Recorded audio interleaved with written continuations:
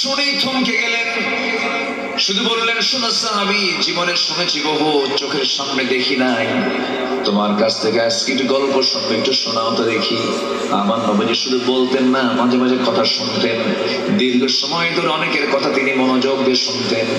আমার নবী যেমন করে একদিন আলোচনা করছেন, হঠাৎ করে এক সাহাবী দাঁড়ায় বলে, হুজুর আমার কিছু ওয়াজ আছে।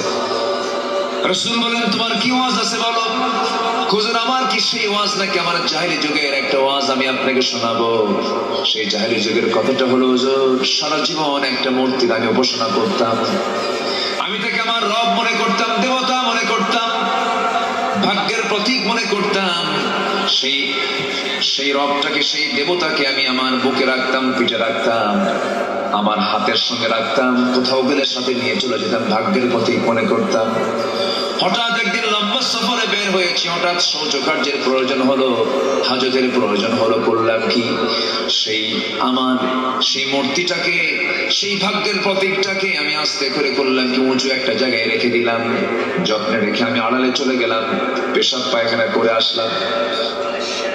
শৌচকার্য সম্পন্ন করে এসে হুজুর সে আমার দেবতার দিকে আমি তাকায় দেখি, আমার দেবতার মাথা থেকে পা পর্যন্ত আপাদ মস্তক পানি দিয়ে ভেজা।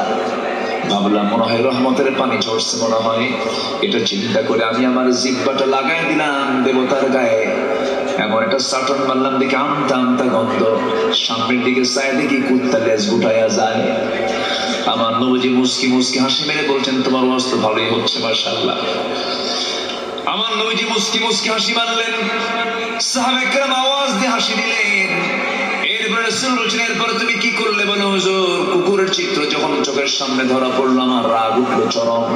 সারা জীবন তোর এত সম্মান করলাম, তুই তোর নিজের অস্তিত্ব রক্ষা করতে পারিস না, ঠিক আছে।